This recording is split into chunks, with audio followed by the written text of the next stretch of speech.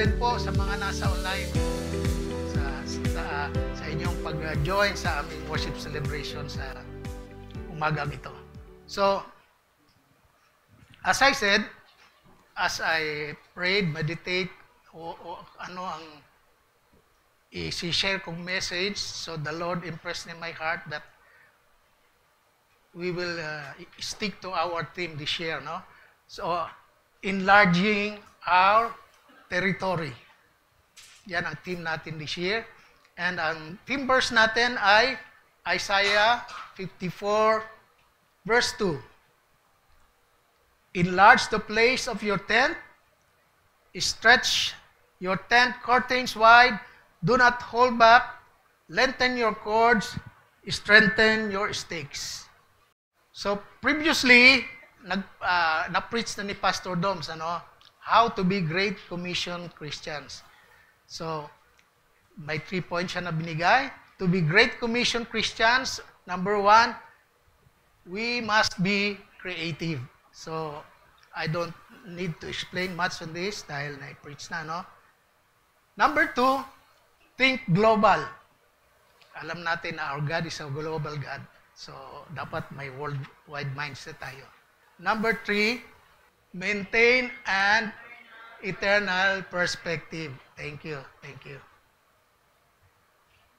So, ang topic natin is a continuation nito, based on Isaiah 54. So, it is entitled, How to Enlarge Our Territory as a Christian. So, doon sa theme verse natin, mayroong 5 keywords tayo, Ano ba yon, mga yon? Enlarge, stretch, do not hold back, lengthen, and strengthen. So, dito mag-focus ang ating message sa araw na ito.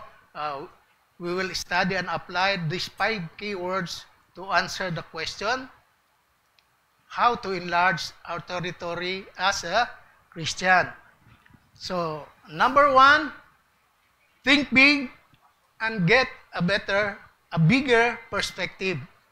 Ibig sabihin, enlarge, Enlargement is an encouragement to think big, to dream big, and get a better perspective. So, dapat gawin nating si God mas malaki, bigger, at hindi yung minsan yung mga maliliit na issue sa buhay natin, ang Panginoon natin ay God is bigger than the opposition. Kung ano man yung mga crisis na yon, mga disappointment, even yung health natin, financial problems, o kung ano pa man na iyong pinagdadaanan. Ano sabi sa Ephesians chapter 3 verse 20? Now to him who is able to do immeasurably more than all we ask or imagine, according to his power that is at work in us. So, dito sa verse na ito, sinasabi that he can do much more than what we can dream, imagine, or think. So, dapat think big tayo. Why not think big? So, surely, ayaw ng Diyos na yung buhay natin parang nasa narrow path lang, barely enough to get by in life. Malaki, big, He is a big God and wants us to provide more than enough for all that we need, Our God is a big God. Amen? Okay. So, we should be content sa mga, ano yung pinoprovide niya sa atin. Pero at the same time, dapat we must think big about our future, Gusto ng Diyos na gamitin tayo in a big way. I-bless tayo in a big way. And help us in a big way. So, yung minsan makitid nating pananaw pag thinking, natatrap tayo, nililimit natin yung sarili natin. Amen? So, we can expect great things from God and attempt great things for Him when we step out of faith to serve Him. Ano? Bakit nga? Because He is a great God. Isang magandang example natin dito si William Carey. Ano? Kilala siya bilang the father of modern Protestant missions. Ano? So, his conviction for reaching the lost was by traveling to remote locations. Ano? Sabi nga, pagsunod sa Great Commission. Minsan, sabi nila, radical ang sa mga contemporaries niya, radical daw siya, no? Pero, sabi niya, however undoubted, he forged ahead. Tinuloy niya, no? In faith, and God used him to inspire a great missionary movement that continues until today. Naging inspiration siya, no? So, dumating si Carey sa India, marami siyang challenges. No, yung asawa niya medyo nagkaroon ng mental illness. Pinagkakalat na nagtataksi lang asawa ko. Siyempre, nagmi-mission ka, it hurts you as a witness, ano? Na yung asawa mo pinagkakalat kang gano'n, ano? So, isang difficulty yun na hinarap niya. So, sa Calcutta, nandun din yung opposition niya, hindi lang sa mga tao, sa mga local na taga ron, yung mismo mga leader ng East India Company. Alam natin na under sila noon sa British Empire at ang parang nag-administrate doon is yung East India Company. Ano. Opposed sila sa missionary work. Bakit? Gusto nila huwag ma-break yung tradition, yung kagawian na doon kasi baka mag-react violently yung mga Hindus, lalo na yung mga leaders nila. No? So, si Carey translate ang Bible sa maraming dialects, languages sa India. No? Sabi nga, mga 29 languages ano, sa India. So, kahit namatay na siya, yung legacy niyang yun nagpatuloy. Kasi marami mga missionary, syempre, ang ginagamit na Bible translation is yung mga translation niya. So, praise God. Isang inspiration sa atin si William Carey. So, we can expect great things from God and attempt great things for Him when He leads us to step out in faith. So, the key to expecting great things from God and attempting great things for Him is ma-realize natin na actually siya ang kumikilos. He is the one that works through us. Ano? We can expect great things from God and attempt great things for Him because He is omnipotent. He is all-powerful.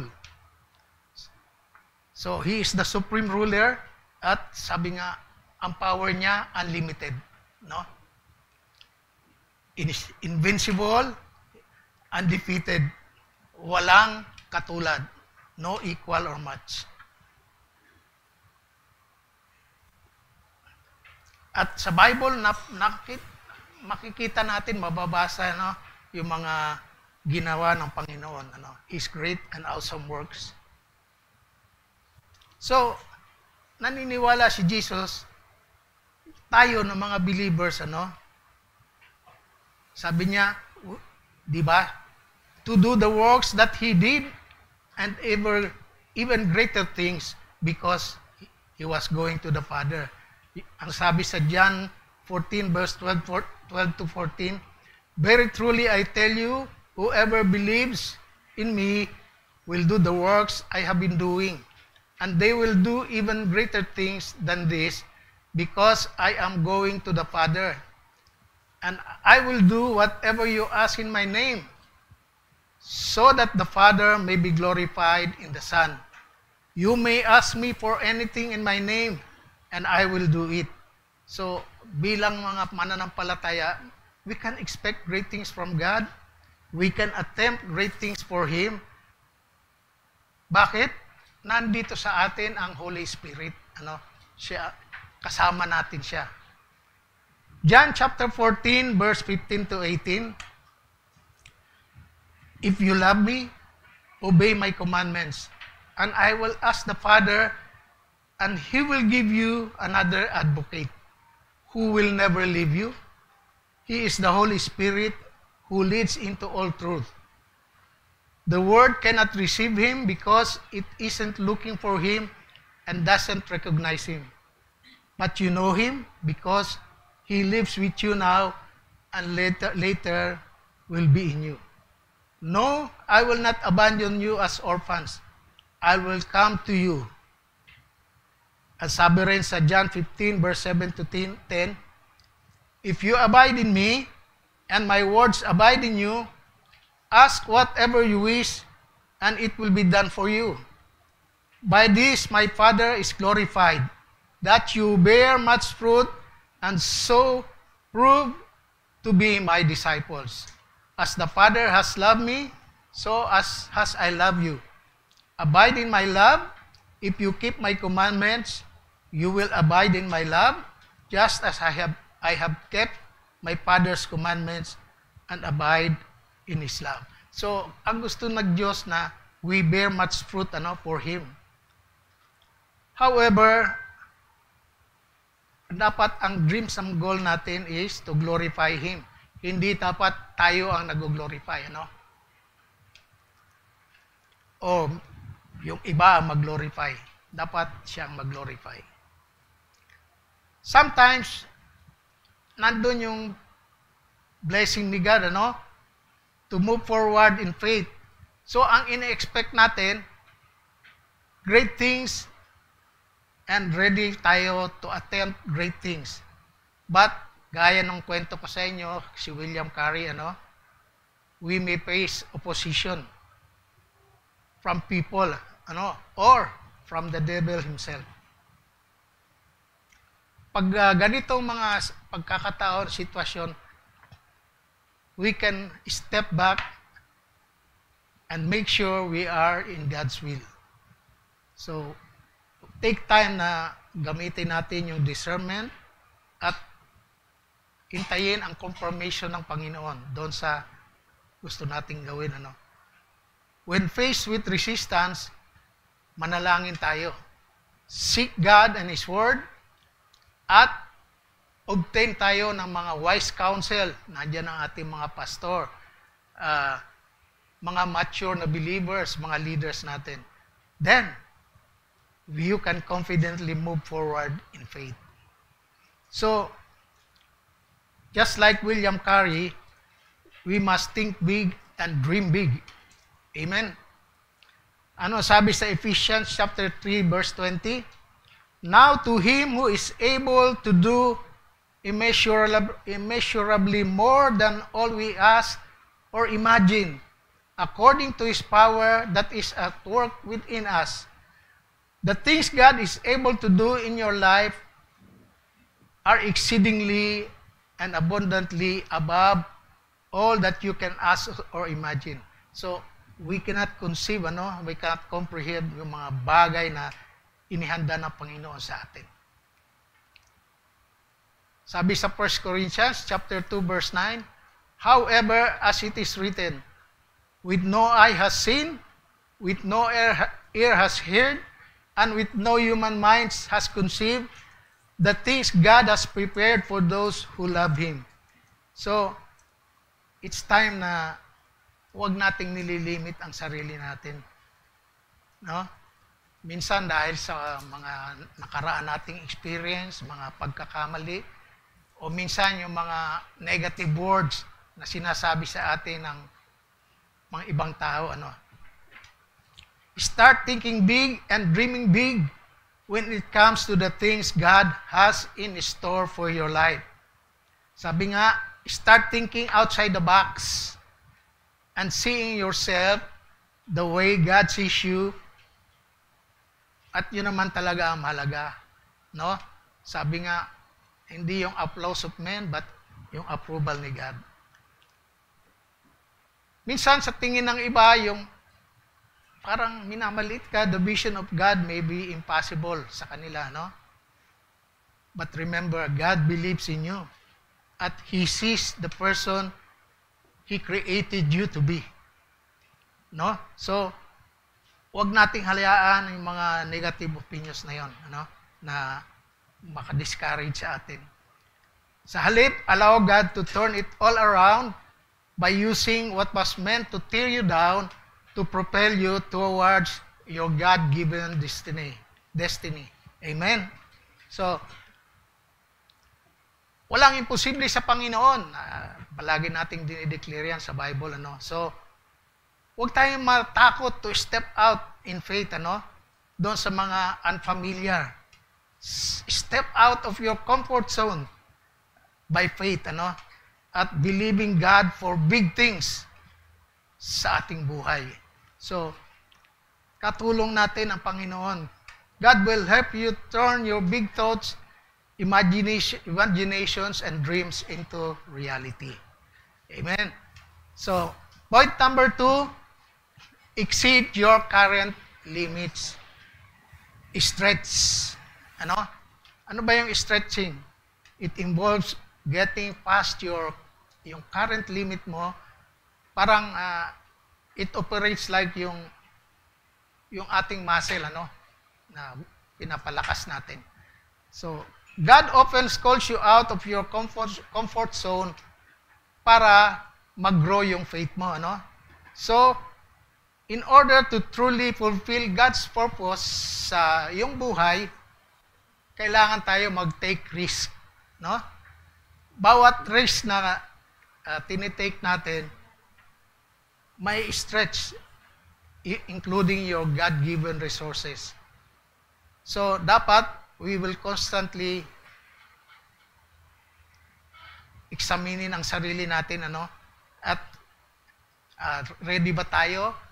Ready tayo i-devote ang time, ang energy, kasama na ang money doon, ano? Para tumugon kung ano man ang pinapagawa sa atin ng ating Panginoon, ano? So, minsan madali yung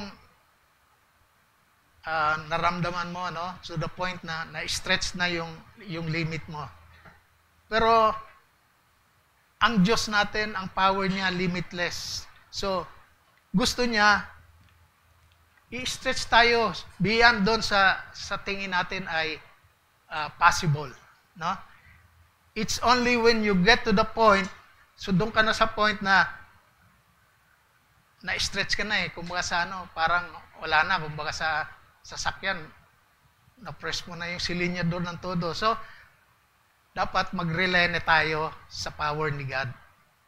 Kasi, lumagpas ka na sa limit yun, sa abilities mo. That you can truly accomplish all of God's plan for your life. Alam niyo itong stretch na ito, yung goma, pag in-stretch natin, mayroong point na maabot na natin yung limit. At pag in-stretch mo pa farther, hindi na siya babalik sa dati niyang condition. Mayroong in-stretch mo na pag binitawan mo, babalik pa. Pero yun ay lalagpas. At if you stretch farther, mapuputol na yon, no? So, ganun. Ang gusto ng God, maabot natin yung maximum na capacity natin stretch. Actually, sa mga engineers, importante yun sa design. No? Yung point na, halimbawa, yung bakal, yung point saan hanggang pwede i-stretch. Siyempre, pag nag-design ka, lagay mo na factor of safety. Kasi pag tinuloy-tuloy mo yun, pati yung bakal mapuputol na. So, mahalaga yun. So, parang ganon, So, there is no limit to the amazing work God wants to do in and through you. Breaking free of our self-imposed na mga limits, will empower you to enjoy yung spiritual growth na akala mo imposible, na hindi mo maating. So, paano nga ba natin ma-stretch ang relationship natin sa Panginoon? Unang-una, don't settle for mediocrity, I-motivate natin ang sarili natin, kumbaga sa breaking out the status quo sa buhay natin, At i-pursue natin yung kung ano pinapagawa ni God with passion, no? So hindi intention ng Diyos na comfortable tayo, complacent, in your work with Him. So look forward mo yung mga bagong adventures, mga ipapagawa sa iyo. So invite Him to transform you into the person He knows you can be. So dapat top priority natin yung relationship kay God, And expect na palagi tayong papagawin ni God ng mga bagay na extraordinary, Pangalawa, go deeper in your faith, Minsan sabi nga ini-scratch lang natin yung surface, ng ating faith, Parang mga basic lang, pero sabi dito, believing the basics but not truly living what you believe. So, dapat we should go deeper spiritually, Sabi nga, don't just claim to believe in God's power. Actually, experience it. Dapat ma-experience natin. Alalahanin natin na palaging kasama natin ang Panginoon. So, ask Him to make you aware of His presence. Yung mga promise niya, basahin natin nasa Bible. At yung mga promises na yun, ay mapulfill sa buhay natin, Every day, make decisions that reflects a real trust in God to help you with the situations you face. Ano sabi sa Philippians 3 verse 14? I press on toward the goal to win the prize, for which God has called me heavenward in Christ Jesus. Yan ang sabi ni Apostle Paul, Parang yung pag-stretch mo ng muscle mo, sa yung katawan natin. Mahalaga yung stretching sa ating katawan. At in a similar way, we must remember mag-stretch din tayo spiritually, So, when we stretch spiritually, it always has to do with our faith. God wants to stretch our faith. Maraming sinulat si Paul ng mga personalities sa Bible. Nasa Hebrews 11 yan, yung mga tao na nag-demonstrate ng faith nila in powerful ways. Ang sabi nga doon sa chapter na yon, the Faith Hall of Fame, Yan ang Hall of Faith. And we can find many examples how to live by faith. Sabi siya, Hebrews 11 verse 6, and without faith, it is impossible to please God. Because anyone who comes to Him must believe that He exists and that He rewards those who earnestly seek Him. So, faith is absolutely central sa ating Christian experience. Paano ang relationship natin kay God? We enter into a relationship with God through faith. Sabi sa Romans 10, chapter 9, verse 9 to 10, if you declare with your mouth Jesus is Lord and believe in your heart that God raised Him from the dead, you will be saved. For it is with your heart that you believe and are justified. And it is with your mouth that you profess your faith and are saved.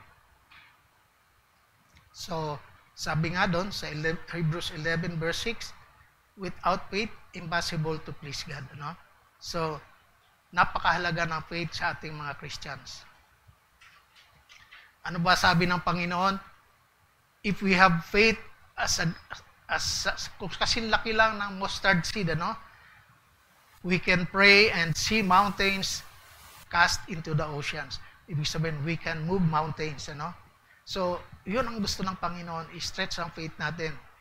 At just like physical stretching, siyempre, it's not easy. Kasi nga, it requires us to put beyond our normal level of comfort. kung nakapanood tayo ng boxing, ano?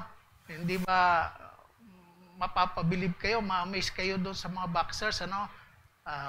Paano nila i-deliver yung mga suntok nila, paano nakakailag, yung mga techniques nila, ano, sa boxing. So, siyempre bago nila na-attain yun, it took them many years of training, ano? Para maabot nila yung level na yon, ano? So, sa gym, siyempre doon sila nagpa-practice, ano? At yung practice na yon, yun yung naka-design para i-push yung level nila, ano? Yung kaalaman nila. So, ganun din ang ating faith. God wants to stretch you beyond your normal comfort zone. At that is where makikita natin yung growth natin, yung progress natin, ma-amaze tayo. Maaaring the work will be tough. Katulad nung nagtitraining, painful, tiring, ano. Pero yung mga inconveniences na yun yung stretching part.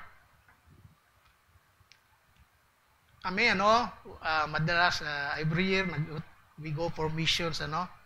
So we have to go out of our comfort zones. Aga ang gising namin doon, ano, para mas maaga, mas marami kaming maservisyohan, ano.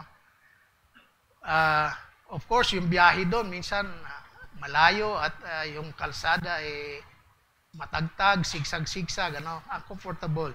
So, even sa accommodations namin, naka-aircon naman, pero iba pa rin siyempre, hinahanap po yung comfort ng sarili mong bed, ano.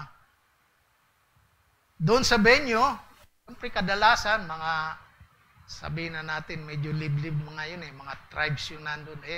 Yung mga church nila, hindi naman naka-aircon, katulad natin, ano. So, napakainit. So, maghapon, you have to bear the heat, ano, habang ginagawa natin yung mission, ano. At nandun din yung may na-encounter mo na mga tao na may resistance doon sa sinishare mong gospel, ano. At yung pinaka-experience namin, yung nandun kami sa Maguindanao, ano. Alam naman natin na puro Muslim karamihan doon at maraming report ng violence, ano, may mga massacre. May mga escort pa nga kaming army, di ba? Pero tuloy, we have to proceed with our missions kung saan tayo pinapadala ng Panginoon. Sa Bible, napakaraming istorya niyan, ano? At yung mga istorya na yon ay yung stretching actually nagbigay ng blessing sa kanila. Si Abraham, ano? He trusted God na may pangako sa kanyang anak, alam naman natin na advanced na yung edad ni Abraham noon, ano? Pero yung faith stretching niya, ang resulta, nagkaroon siya ng anak na si Isaac, ano? Yung mga disipulo, nakasakay sa boat, ano? Nagkaroon ng storm. So, natakot sila, baka lumubog yung barko. Yung kanilang boat, ano? Pero doon sa account na yon, nakita natin si Peter. Nag-step out of faith si Peter kasi sabi niya, gustong pumunta ni Peter malapit sa Panginoong Hesus. Naglakad siya sa tubig. Ano? So, sabi nga, wala pang recorded na naglakad sa tubig si Peter lang. Ano? So, si Joshua, doon sa Jericho, ano? Sabi ni God, 7 times, ikot-ikot lang kayo, ano? Sa isang warrior, ano itong ginagawa natin? Pero, sinunod nila si God at, sabi nga, the walls of Jericho went crumbling down. Si Joseph, nakulong ng 10 years, no? Pero hindi nag-waver yung kanyang faith. At anong nangyari? Eventually, siya ang naging second most powerful na man in Egypt, pangalawa sa Pero, so yung mga faith stretching nila, nag-result sa mga blessing. Yung muscle natin, pag palaging ini-stretch, nagiging flexible, versatile, efficient, strong, and growing. So, yung 5 adjectives na yun, flexible, versatile, efficient, strong, and growing. Dapat, ganun din i-apply natin sa ating spiritual life. Kasi, ano ang antonyms ng mga yon? Brittle, weak, inflexible. Pag yung muscle mo, hindi palaging nai-stretch,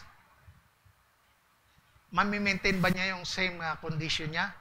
Actually, hindi. Sabi na sa medical term, atrophies ba yun? No? Ibig sabihin, nagsishrink siya, dahil hindi nagagamit. Parang umiiksi, Pero sadly, maraming tao ang ganyan.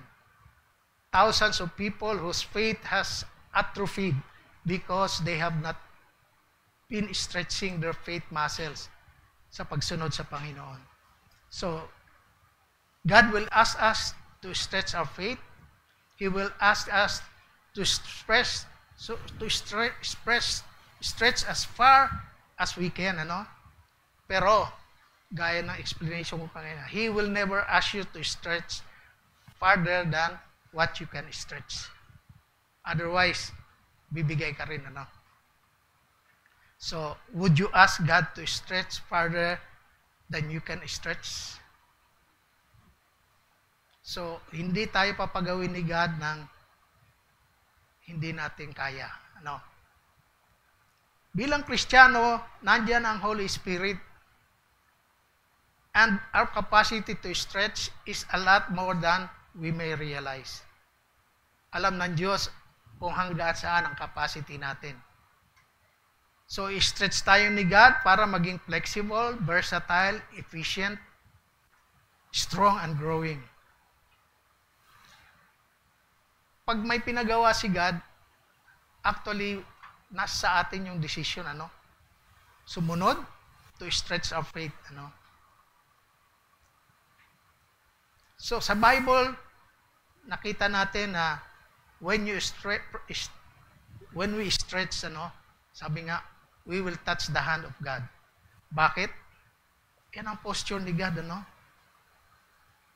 Yan ang posture ni Jesus nung siya ay nasa cross, naka-stretch ang kanyang kamay. Di ba? Ano sabi sa John 3:16? For God so loved the world that He gave His one and only Son, that whoever believes in Him shall not perish, but have eternal life. So, yun ang posture ni God, Naka-stretch siya, His hand is stretched towards us every moment of our life. Yung kailangan natin, nandun sa Panginoon, Pero, sabi nga, it is up to us, It is up to us to stretch our part, and sabi nga, take what is in His hand. Hindi naman tayo mga robot, di ba? Mayroon tayong free will. So, as a Christian, we are not wrestling against God. Wala tayong chance, if we wrestle against God. Pero napakaraming mga Kristiyano, ang tingin nila, nakikipag-wrestle sila kay God, lalo na may mga pinagdadaanan, yung mga prayers nila hindi pa answered. Pero, alam natin, we are wrestling against the devil, not with God. Ano sabi sa Ephesians chapter 6, verse 10 to 12? Finally, be strong in the Lord and in His mighty power. Put on the full armor of God so that you can take your stand against the devil's schemes. For our struggle is not against flesh and blood, but against the rulers, against the authorities, against the powers of this dark world, and against the spiritual forces of evil in heavenly realms. Minsan, nung first time natin na tinawag tayo mag-pray sa ating cell group o sa sa in front ng crowd na ito, sa ating congregation. Siyempre, nung una, uncomfortable ka. Takot ka eh. No? Nahihiya ka. Pero pag palagi mo nang ginagawa, mananatili ka bang uncomfortable? Siyempre, hindi na. Kasi nga, you kept stretching, kaya naging more flexible ka. Ang comfort zone mo, nag-expand na.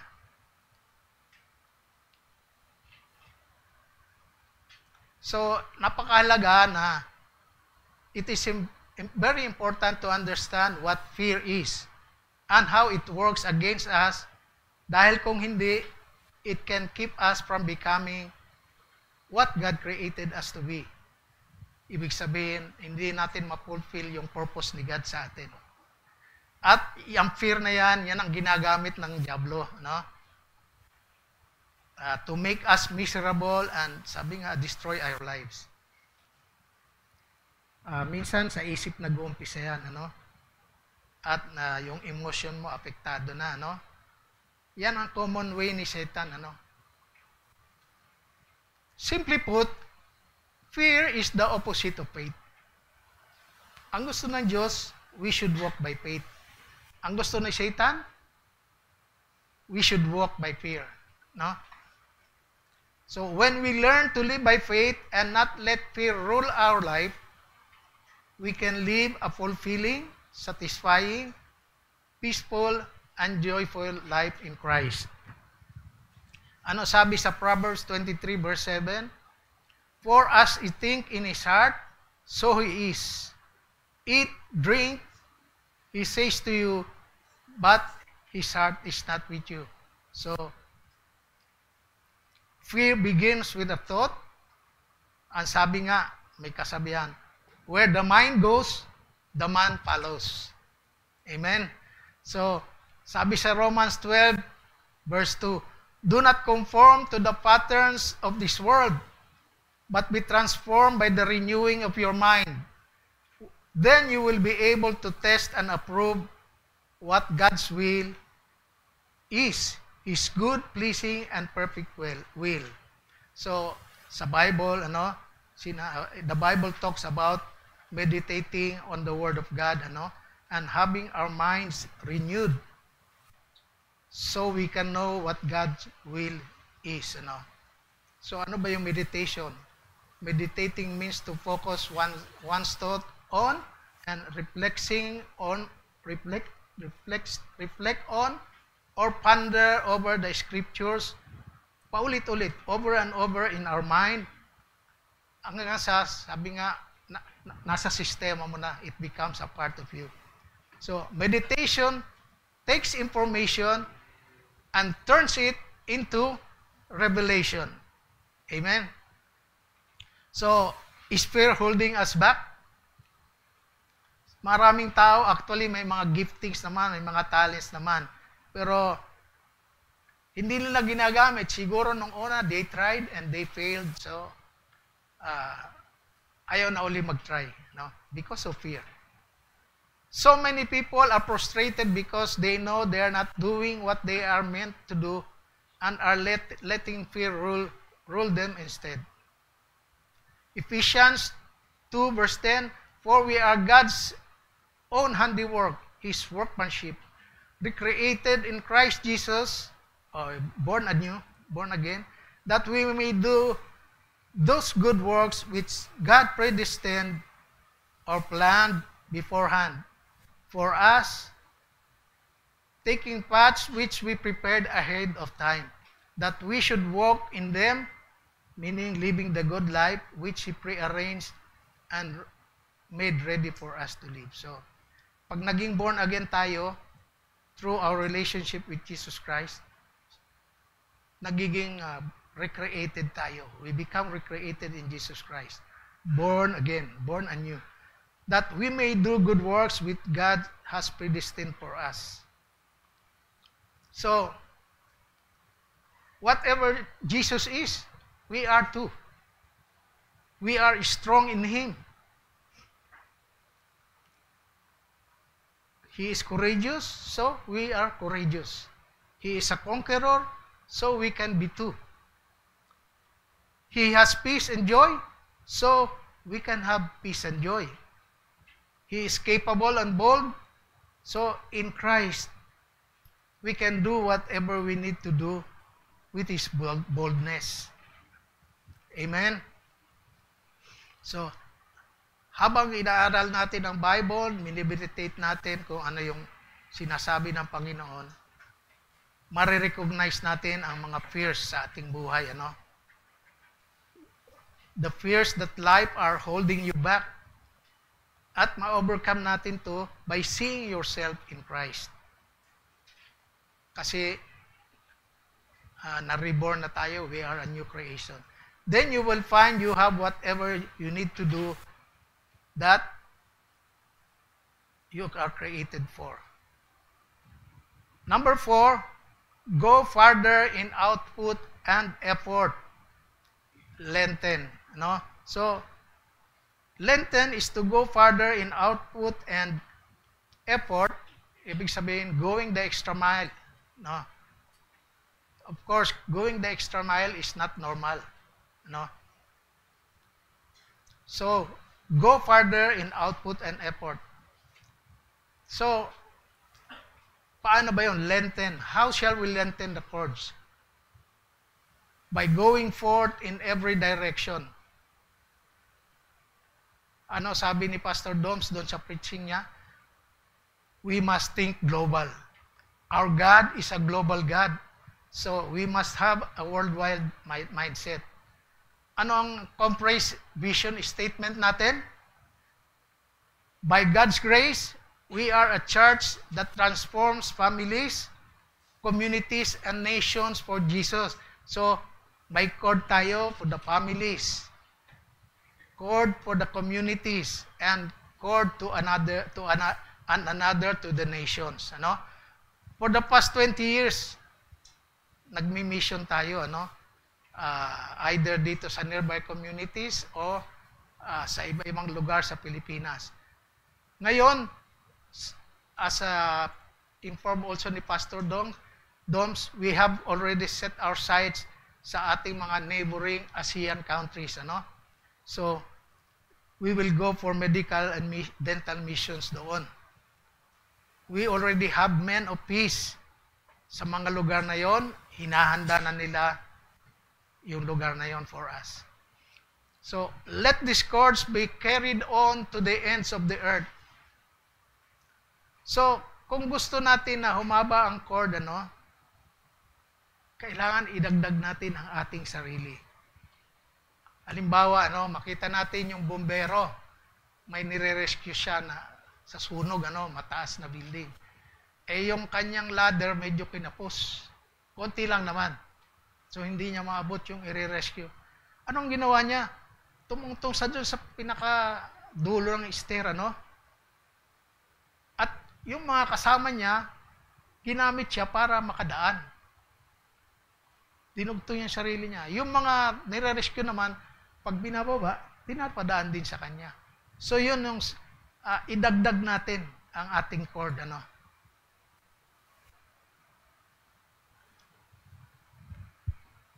Ginagamit natin ang internet, di ba? Sa mga social media to reach out for more people. Sa cell group natin, even ang ating worship celebration, ano? So, we are not only reaching our members, but many others, ano? Kasama na yung mga nasa ibang bansa. Yung ibang cell group natin, nasa abroad yung mga miyembro, di ba? Yung ating mga worship celebration, may mga nanonood sa abroad. Today's everyday expression, going the extra mile. So, mayroong isang scripture, ano, familiar scripture, sabi sa Matthew 5:41, if anyone forces you to go 1 mile, go with them for 2 miles. So, noon sa panahon ng mga Romans, ano, sa 1st century, yung Roman soldier, pwede ka i-compel na dalhin yung gamit niya, ano, up to 1 mile, ano, pwedeng by force if necessary. Ano sabi ni Jesus sa mga followers niya?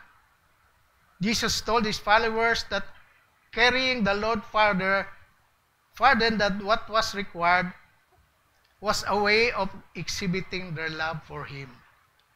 So, i-apply natin ito ngayon. Ano? Hindi naman literally papasahin natin yung gamit for 1 mile. But by exhibiting a spirit of generosity, by going over and above what is expected or even demanded from us. So as we walk about in our space, in this big world, dapat attentive tayo and going the extra mile in our dealings with others. Dapat sensitive. May mga maliliit na bagay, mga maliliit na courtesies na magagawa natin. Maaring hindi napapansin ng iba. Pero pag ginawa mo to, actually it makes a difference. People will note the smile or word of kindness that accompanies an ordinary action. Sabi ni Jesus, change your attitude. Go an extra mile. Do more than is required with the right attitude out of love. Karamihan sa Kristiyano ngayon, sa present time, gusto easy life lang. They do not have the desire to go the extra mile with Jesus, in righteousness and holiness. Yung going the extra mile with Jesus includes, among other things, like living a sinless and spotless life. Kung tinatawag mo yung sarili mong Christian, but palagi ka naman nagkakasala, araw-araw, daily basis, ay you cannot go the extra mile with Jesus. Si Apostle Paul, kita natin, si Paul went the extra mile for Jesus. He never considered his previous exploits and achievements na tama na as sufficient for the kingdom of God. Sabi niya, he pressed forward towards the mark of high calling. Ni-risk niya ang buhay niya, para doon sa pag-share ng gospel. So, until believers attain this level of, sabi nga, complete abandonment to Christ, mahirap to go the extra mile. Dahil itong decision na ito, it will cost something. It will cost time, convenience, resources. So, going the extra mile for Jesus is expensive and involves denial of some of our privileges and our rights.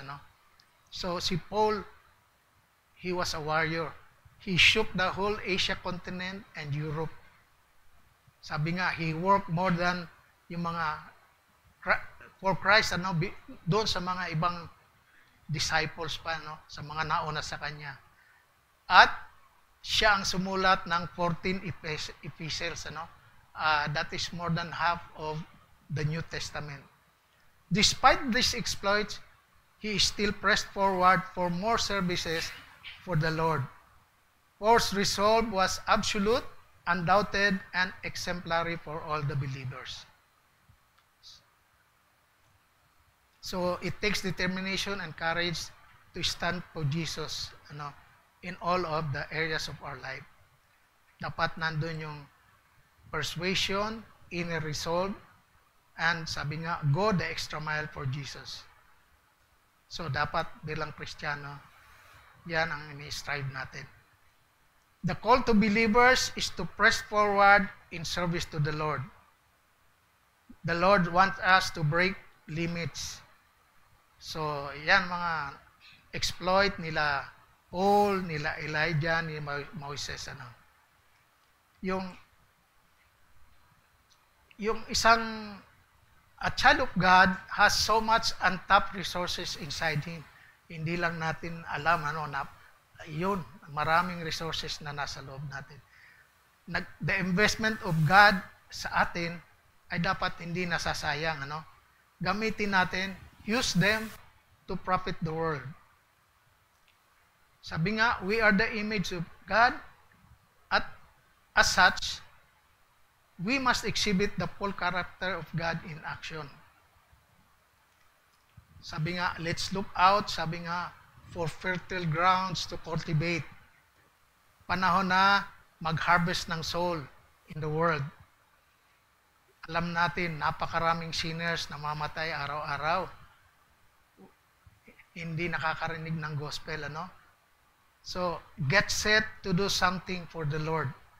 Today is a great day. Get up and do something for the Lord. Number 5, character development, strengthen. So, strengthen involves the development of character, which enable us to deal with the things that come. Sabi nga, kung hindi tayo is strong inside, maliligaw tayo. We will be lost from our path pag dumating yung mga trials. You know? God will match His assignment with your character and your walk with Him. So, expect that as you faithfully fulfill yung mga assignment mo sa Panginoon, unti-unti ini-increase niya yung scope na binibigay sa iyo. Bawat assignment na kumpleto mo, na nagawa mo, piniprepare ka for the next one. Ano ang sabi ni Sister Ludi at ni Brother Peps? The reward for good work is more work. Ano? So, ask God to build your character and faith. Pero maghanda tayo, nandun yung growing pains, no? Ang spiritual growth comes through with overcoming adversities. So, nandun yung growing pains. Be willing to sacrifice your comfort in order to grow in significant ways. So, hingin natin sa Panginoon, alisin yung mga obstacle na yan, yung naghihinder sa atin sa pag-service sa Kanya. Ano yung mga yon? Yung pride, yung fear, yung greed. Sa halip, palitan nyo ng mga qualities na mag-i-empower sa atin to serve Him better. Ano yung mga yon? Humility, faith, forgiveness. So, manalangin tayo sa Panginoon. I-develop tayo in all the best ways as we work for Him. Pag frustrated tayo, lack of progress, sabi niya, maraming dahilan, no? Kung gusto, may paraan. Pag ayaw, maraming dahilan. So, don't make excuses or blame others. Instead, take a hard look at your life and be honest about what God is calling you to change so that hindi natin nabablock kung ano yung pinapagawa sa atin. Developing a godly character is essential life pursuit sa lahat ng believers, Believers and ministers towards becoming highly successful in life ministry.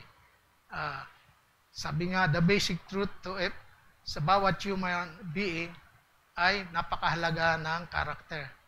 Sa bawat believer, character is a core of human quality whose impact on his lifestyle and ministry are foundationally deep. Ito daw ang major determinant whether you rise or falls, or fails of succeed sa iyong buhay at sa iyong ministry. It is based on this that all believers are enjoined to make the positive development of their character and ministry as a top priority. Ano sabi sa Galatians 5:22-23? But the fruit of the Spirit is love, joy, peace, forbearance, kindness, goodness, faithfulness, gentleness, and self-control. Against such things, there is no law. The fruit of the Spirit is the character Christ produces in us. So, it is the Holy Spirit which produces yung spiritual fruit in us as we yield to Him so that we might show the world what He is like and to honor God. Doon sa isang vine, yung mga branches nakadepende doon sa pinaka-trunk. ng kahoy, ano? Kailangan ng branches, ano, to bear its fruit. So, yun tayo, ano? Tayo yung branches. God's plan for us is that we produce much fruit. He sends the Holy Spirit to justify us, indwells in us, and sanctifies us in the name of Jesus Christ. So, hindi na natin masyadong i-detalye ang fruit of the Spirit. Maraming beses na narinig ang preaching diyan at mga ating cell group topics, ano.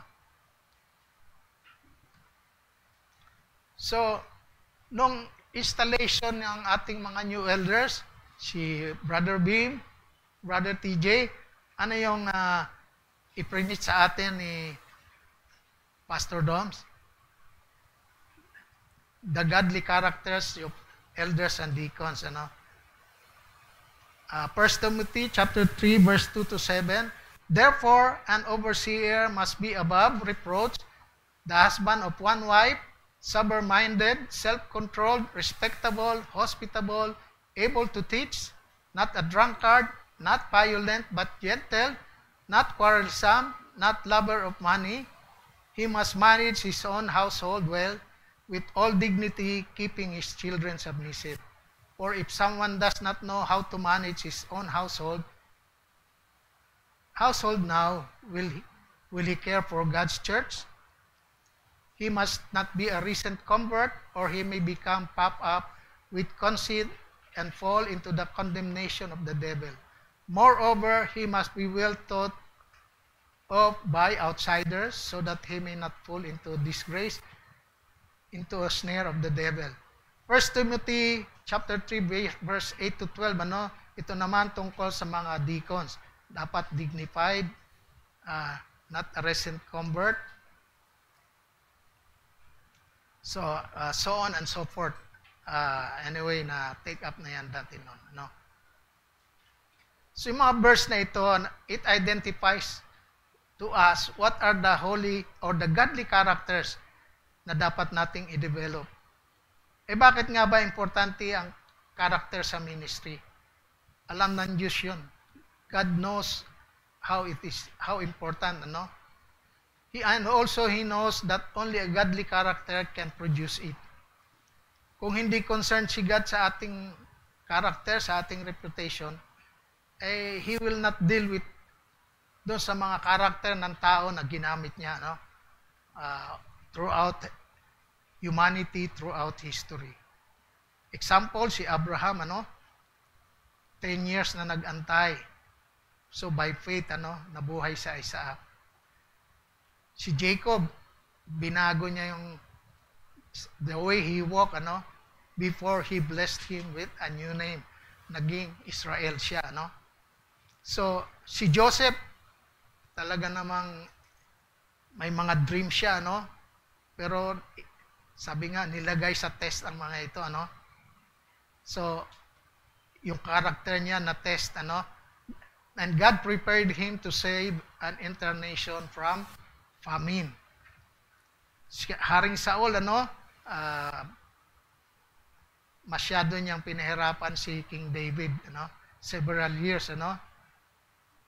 Para kay King David, yun yung time ng refinement niya, no. Siya yung next king ng Israel, ano. So we can go on and on how God is more concerned in changing the character of His people than in giving them their dreams. God must work in us before He can work through us. So, sabi ni Warren Wiersbe, God is more interested in the workman than in the work. If the workman is what he ought to be, then the work will be what it ought to be. So, God is working on our character. So, ano ba yung mga reason na bakit importante sa ministry, ano? Number 1, character keeps us focused on the main thing. The main thing is not what we do in the kingdom of God, but who we are in the sight of God, ano? Example dito, si Haring Saul, ano? Si Haring Saul, nagtatago doon sa kanyang pagiging hari, ano? Yung royal robe niya, ano? Pero hindi na please si God sa kanya, ano? So, nagpahanap ng bagong king. Pinahanap niya si Prophet Samuel, ano? At yun nga si Haring David. So, people could still acknowledge us as their king despite the fact that the anointing of His Spirit already left us. Sabi nga, we could have a form of godliness but deny the power thereof. Ano sabi sa 2 Timothy chapter 3 verse 5? Having a form of godliness but denying its power. Having nothing to do with such people. So, a reputation is what other people thinks of us. Ang character is what God and the whole heaven knows about us. Yung reputation, yung nakikita sa'yo ng ibang tao. Yung character, yun yung nakikita sa'yo ng Panginoon. So, what matters most is who we really are in the sight of God.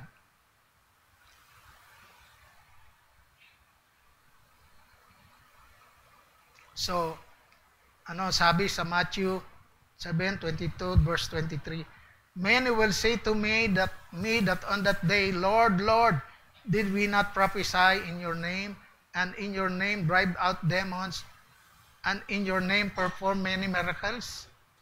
Then I will tell them plainly, I never knew you. Away from me, you evildoers. So, nangaral si Jesus sa kanyang mga disipulo. Ito rin ang warning sa atin, no? Paalala sa atin, ano?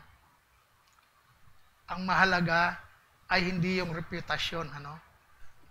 Maaaring, sabi nga, you can perform miracles, ano? Signs and wonders. Ang mas mahalaga is, gawin natin kung ano ang tama in the sight of God. Number 2, character empowers our ministry. Si Moses, ano? Sabi sa Acts 7:22, Moses was educated in all the wisdom of the Egyptians and was powerful in speech and action. So, kung sapat na yon, hindi na mag-aabala si God, ano, na dalhin pa si Moses doon sa Midian, ano, for 40 years. Si Moses, he had the best education sa Egypt, ano, during his time. Magaling siya, no? However, his education attainment was not enough to lead the children of Israel to the land flowing with milk and honey. Doon sa Midian, iba yung buhay niya doon, ano? Sa Egypt, luxurious life sila, ano? Nasa palace. He learned the principles of humility and submission. Mayroon siyang asawa doon, may 2 anak, and a father-in-law na nagturo din sa kanya, no? Taught him the necessary character to harmoniously live with his family. So, doon sa Egypt ay yung kanyang wisdom, yung kanyang mind, ano, intelligence, ano, doon ginamit sa Egypt. Pero sa Midian, doon i-reply ang kanyang character. Okay, since medyo mag-exceed na tayo sa limit, number 3, ano, character gives us authority. So, doon sa mga parables ni God, ano, sa disciple niya, nakwento natin yung boat na natakot sila, ano, kasi baka malunod sila. Inising nila ang ating Panginoon. Ano sabi ng Panginoon? Peace, be still. Tumigil lahat. Bakit? May authority si Jesus, eh.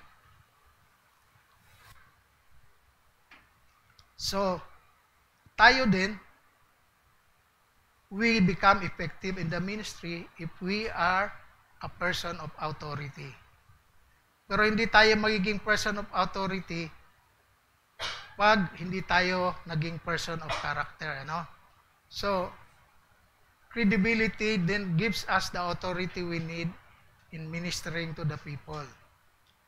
So, napaka-importante ng karakter dahil yung pag nakikita ng tao yun sa'yo, mayroon kang authority and willingly sumusunod sila sa iyo because you have a good reputation. So, in summary, how to enlarge our territory as Christians? We need to make God bigger, not small. We must exceed our limits or stretch. We must overcome fear. Do not hold back. We must go further in output and effort or lengthen.